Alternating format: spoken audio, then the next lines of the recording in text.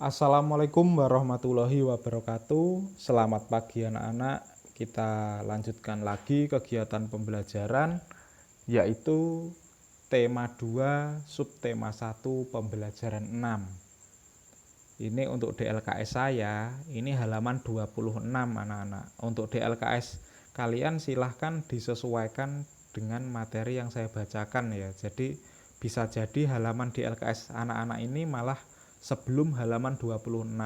Yang penting dicari sesuai materi yang saya bacakan ini. Kita mulai dari materi PPKN, hak dan kewajiban terhadap keberadaan minyak bumi. Setiap orang berhak untuk memanfaatkan sumber daya alam minyak bumi. Pada umumnya, minyak bumi dimanfaatkan untuk bahan bakar kendaraan bermotor. Sebagian besar pemanfaatan minyak bumi adalah pada bidang transportasi. Berikut ini beberapa contoh hak yang dimiliki setiap orang terhadap keberadaan minyak bumi. 1. Menggunakan sumber daya alam berupa minyak bumi secara merata. 2. Merasakan hasil sumber daya alam minyak bumi tersebut. 3. Dapat memanfaatkan hasil sumber daya alam minyak bumi. 4. Mengelola sumber daya alam minyak bumi sebaik mungkin. Yang kelima, mencari keuntungan dari minyak bumi.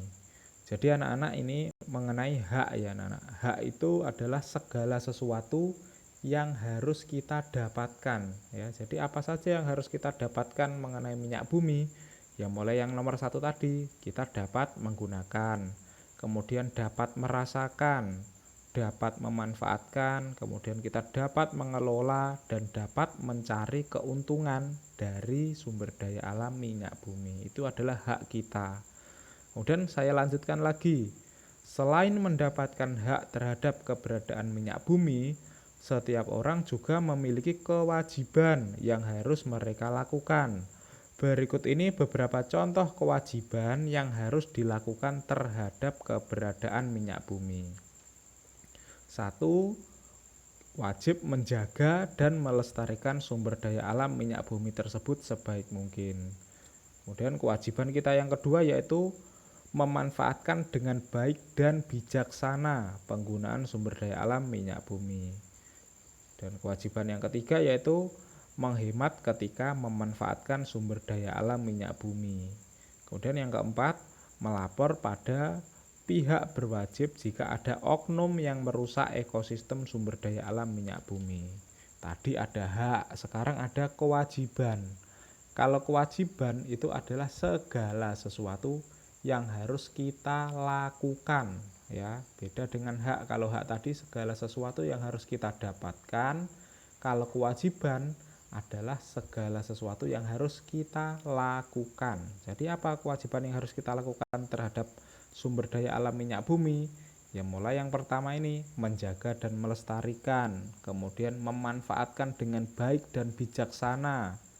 Kemudian yang ketiga menghemat ketika memanfaatkan, dan yang keempat melapor pada pihak berwajib apabila ada oknum yang merusak ekosistem sumber daya alam minyak bumi. Jadi anak-anak harus bisa ya membedakan apa itu hak dan apa itu kewajiban. Kalau hak tadi saya tegaskan lagi, hak adalah segala sesuatu yang harus didapatkan. Kalau kewajiban segala sesuatu yang harus kita lakukan. Bedanya hanya didapatkan dan dilakukan saja ya. Saya lanjutkan. Pernahkah kamu mengikuti orang tuamu mengisi bahan bakar di stasiun pengisian bahan bakar umum atau SPBU? Sebagai seorang konsumen, kita memiliki hak untuk mendapatkan pelayanan yang baik saat pengisian bahan bakar. Akan tetapi, di samping itu kita juga harus melaksanakan kewajiban kita saat melakukan pengisian bahan bakar. Salah satu kewajiban yang harus dilakukan saat mengisi bahan bakar adalah mematikan mesin kendaraan. Hal ini dikarenakan mengisi bahan bakar dalam keadaan mesin kendaraan masih menyala dapat membahayakan karena bisa menimbulkan percikan api. Jadi anak-anak dalam mengisi bahan bakar di SPBU itu juga ada hak dan kewajiban yang harus kita penuhi. Kalau hak kita ketika mengisi bahan bakar di SPBU yaitu hak untuk mendapatkan pelayanan yang baik saat pengisian bahan bakar. Itu adalah hak kita. Kalau kewajibannya yaitu kita harus mematikan mesin ketika sedang dilakukan pengisian bahan bakar. Kemudian kewajiban yang kedua setelah pengisian, maka yaitu kita wajib untuk membayar. Itu adalah kewajiban kita. Kita lanjutkan pada materi bahasa Indonesia. Dalam kehidupan sehari-hari, bukan hanya energi listrik yang harus kita hemat. Penggunaan bahan bakar minyak juga harus kita hemat. Bahan bakar minyak ini sering digunakan untuk transportasi. Sekarang ini banyak orang yang memiliki kendaraan pribadi. Semakin banyak kendaraan yang beroperasi, maka semakin banyak pula bahan bakar yang digunakan. Bahan bakar ini lama-kelamaan akan habis jika tidak dihemat, serta penggunaannya. Salah satu cara yang dapat dilakukan untuk menghemat bahan bakar adalah menggunakan sarana umum. Misalnya, kamu dapat berangkat sekolah menggunakan bus. Selain itu, kamu juga dapat menggunakan sepeda saat berangkat sekolah karena sepeda tidak menggunakan bahan bakar. Jadi, bahan bakar minyak ini saat ini banyak sekali digunakan untuk sarana transportasi ya anak-anak, seperti digunakan untuk sepeda motor, kemudian mobil dan lain-lain. Semakin banyak orang memiliki kendaraan, maka penggunaan bahan bakar minyak ini juga semakin banyak pula anak-anak. Kemudian di sini juga ada solusi untuk menghematnya bagaimana. Kita bisa berangkat ke sekolah atau kemanapun itu menggunakan bus, karena kita hanya menggunakan bahan bakar yang sedikit tapi bisa berangkat dengan orang banyak. Jadi itu bisa lebih hemat.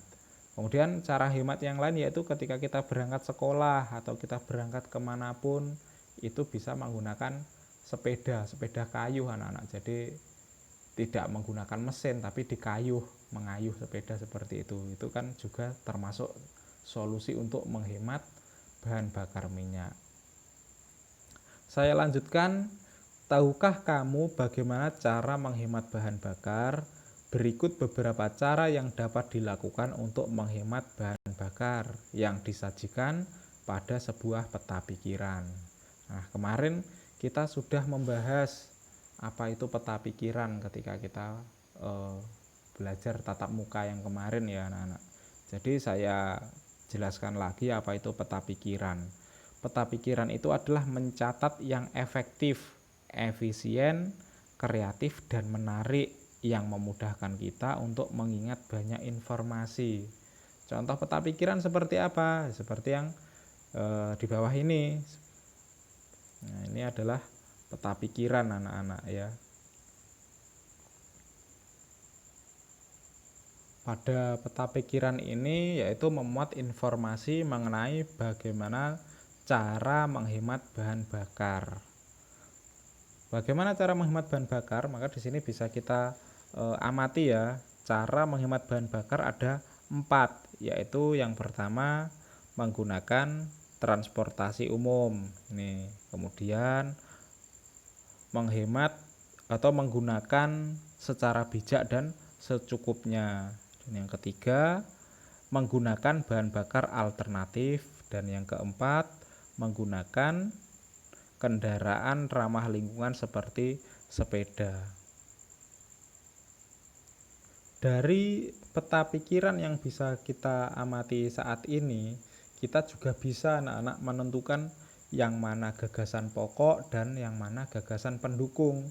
Untuk menentukan gagasan pokok dan gagasan pendukung pada peta pikiran yang seperti ini, itu sangat mudah sekali anak-anak.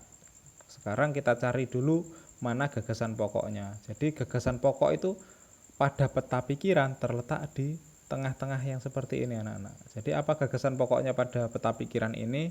Yaitu cara hemat bahan bakar minyak. Itulah gagasan pokok. Jadi gagasan pokoknya selalu berada di tengah ya, biasanya berada di tengah seperti ini. Kalau gagasan pendukungnya yang mana? Gagasan pendukungnya berarti yang dipanah-panah ini anak-anak. Nah, ini gagasan pendukung. Nah, ini adalah gagasan pendukungnya.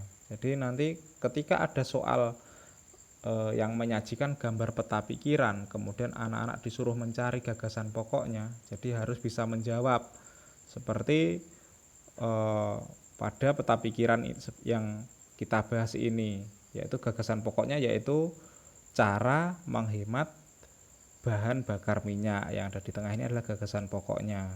Kemudian gagasan pendukungnya mana? Jadi gagasan pendukung ya ini, mulai menggunakan transportasi umum, menggunakan secara bijak dan secukupnya, dan menggunakan bahan bakar alternatif, serta menggunakan kendaraan ramah lingkungan seperti sepeda. Nah, jadi cara membuat peta pikirannya seperti ini, kemudian cara menentukan gagasan pokok dan gagasan pendukungnya juga yang barusan saya jelaskan tadi anak-anak.